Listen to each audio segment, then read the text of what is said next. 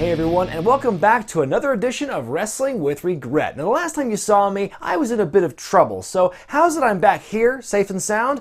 Well, it turns out the Warrior is really easy to redirect.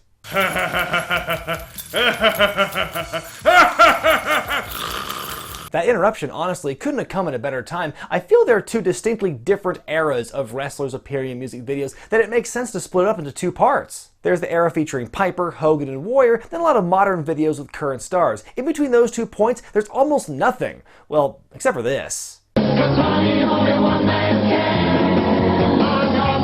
Remember how cool it was to see Roddy Piper in that Cyndi Lauper video last week? Well, kiss that cool factor goodbye with the video for his 1992 UK single, I'm Your Man. Yes, at one time he thought he could sing. I've been watching you all night,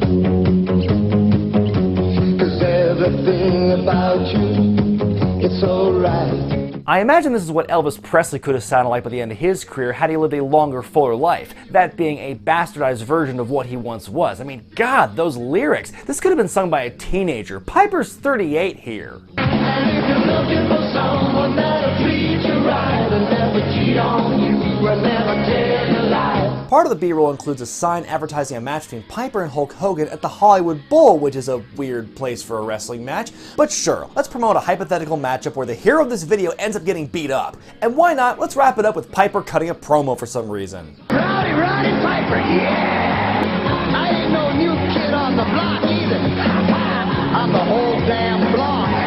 I'm pretty sure this song was the biggest reason we didn't see another wrestler in a music video until this. Not!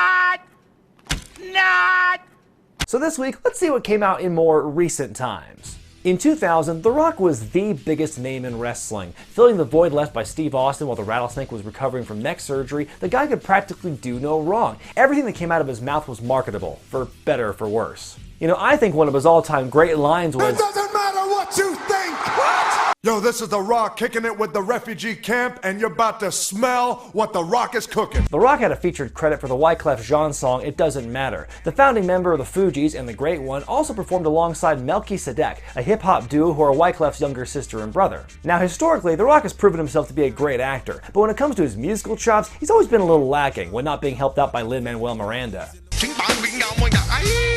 So to the surprise of almost no one, The Rock is just there to repeat his catchphrase over and over and over.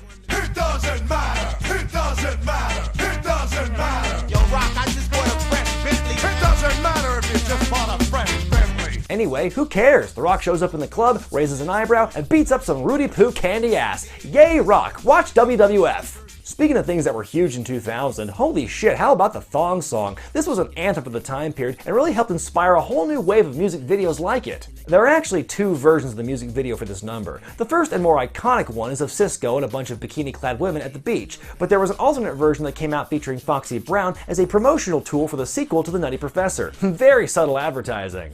Now I've heard, frankly, a nasty rumor that the Big Show has a cameo in this other version of the video. Now I've seen Big Show's ass in a thong at WrestleMania 21. I don't want to even know what he does here. I'm just doing this. Just roll the footage. I can't watch.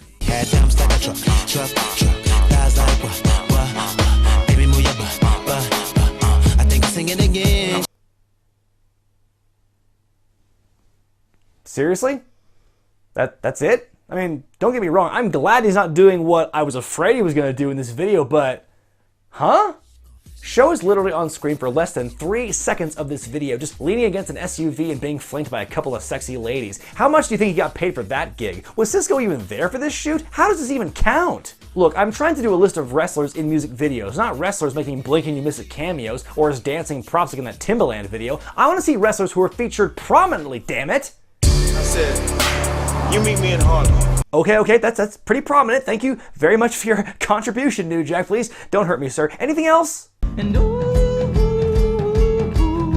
what a silly world it is. The video for The Ballad of Moose Bruce by Born Ruffians is very simple but shot beautifully. Featuring Chris Hero and Marcus Marquez, you only see 3 moves: a stomp, an elbow, and a moonsault. But they play the footage so slowly to correspond to the way the song was composed that it's really all you need. This video is a great example of the idea that less is more. And now, the opposite of that. Before Rich Ward and Frank Fonseca would form Fozzy with Chris Jericho, they were part of the band Stuck Mojo, a rap metal band similar to Seven Dust or Stereo Mud. One of their biggest hits, the video for Rising, is basically a giant WCW tie-in, only without David Arquette holding up the belt at the end. In this video, the band is playing in the ring when suddenly Raven and his flock invade the squared circle. The band is totally unfazed by this, as Van Hammer roughs up some dudes, Kidman does a shooting star press into the mosh pit, and they show the same shot of Lodi over and over again. I wonder if the guy who directed this is also responsible for the Cletus Judd video. Not! Look out! There's a naked Yeti in that ring! The video ends with Diamond Dallas Page, who is doing color commentary at the beginning of the video, storming the ring and dropping the diamond cutter on everybody. For those of you who are curious, that is not proper moshing etiquette.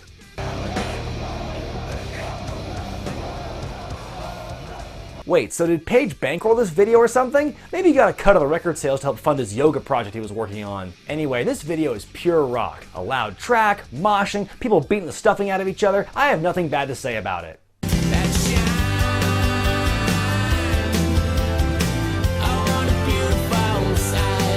Speaking of Raven, he stars in another video from 2011, Awada by the Smashing Pumpkins. Billy Corgan's love of wrestling has been well documented by this point, so it only makes sense that he would make a video where it's prominently featured. The short story goes as follows. Raven and cheerleader Melissa, aka Alyssa Flash, are involved in what can be best described as an emotionally abusive relationship. Shelly Martinez is also there as some kind of third wheel. The three travel to an indie show in Illinois, in a venue that some Shimmer fans might recognize. The two ladies work a match with Raven managing Shelly, then later Melissa catches Raven making out with another woman, and she's consoled by Shelly back in the hotel room. Also worth pointing out that Glow alumni Little Egypt appeared in the video as well as the show's promoter. What I do want to discuss is a few ground rules. Okay, this is a family show. No cursing, no finger gestures, no spitting, no gum chewing. Wait, when did gum chewing become too rude for a family show? They market gum to children. Also, for a family show, I see almost zero children in the audience here. There are actually two versions of this, the proper music video and an 11-minute short film with expanded scenes and dialogue. Neither of these match up to what the song is talking about, but that's just the way it goes in music videos sometimes. The Raven, Alyssa Flash, Shelly Martinez love triangle, coming soon to an NWA event near you.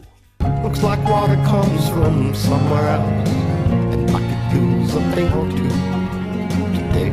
Speaking of indie wrestling, our next video is of Lambchops Gone Tomorrow, featuring Josephus Brody and Wolfie D. You can see the wrestlers getting ready, going over their match, then finally working in front of a meager crowd. In a way, the story here reminds me a lot of The Wrestler, that it shows just how unglamorous pro wrestling can be, yet how hard the wrestlers work anyway just to entertain the audience. I have no idea what the guy in the video is singing about, but it sounds sad and wistful, so it definitely fits the imagery here. Drinks and goodbyes were had all around. Wine tasted like sunshine in the basement. Man, between Raven being a jerk to Alyssa Flash and this sad indie wrestling scene, I need a pick-me-up. Is there a British hardcore punk singer turned acoustic folk artist in the house? This song is The Next Storm, a 2015 song by Frank Turner, the former frontman for the band Million Dead. Since going solo, his sound has definitely gotten more hip and peppy. Just listen to this. Yeah, doesn't it make you want to smile and jump around? Wait a minute, is that CM Punk? Oh, no, wait, that's just Turner. You can see how I got confused. I mean, he's got the facial hair, the tattoos, he rocks the hoodie in a similar fashion. But wait, why are there two of them there? Oh my god, that actually is CM Punk! Oh my god, you guys, CM Punk is back in a wrestling ring! See, nobody cares. Take a good long look at this video, fans, because it's probably the last time you'll ever see the straight-edge superstar in anything resembling a wrestling match ever again. Oh, and look, he loses here too.